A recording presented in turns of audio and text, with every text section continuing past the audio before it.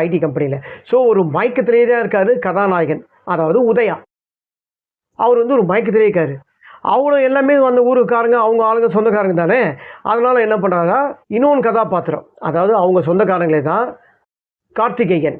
அவர் வந்து என்ன பண்ணுவார், உதயா கிட்ட எழுப்பி, ஆனால் அவர் எழுப்புறாரு, அவன் நினைவிலே இல்லையே, நீ மறக்காம அப்பா பாடியை பார்த்துக்கோ, அப்பா பாடி பார்த்துக்கோ, நான் கொஞ்சம் வெளியே போயிட்டு வந்துடுறேன் அப்படின்றார். ஏன்னா வந்து கார்த்திகேயனும் ஒரு ட்ரங்கர், ஆனால் வெளியில் போயிட்டு வந்துடும் அப்படின்னு சொல்லி பத்திரமா பார்த்துக்கோ அப்படின்னு வந்து சொல்லிட்டு போகிறாரு.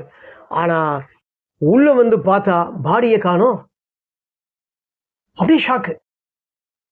ஒவ்வொருத்தரும் என்ன பாடியை காணோம் சொல்லி இது பண்ணுறாங்க.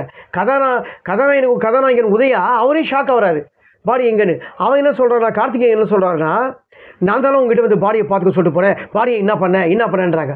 இதுக்கு ஒரே வழி என்ன பண்ணுறாங்க, போலீஸ் கம்ப்ளைண்ட் கொடுத்துடணும், போலீஸை கொடுத்து விசாரிப்போம்னு சொல்லி விசாரிக்கிறாங்க. ஆனால் கதாநாயகிக்கு என்னென்ன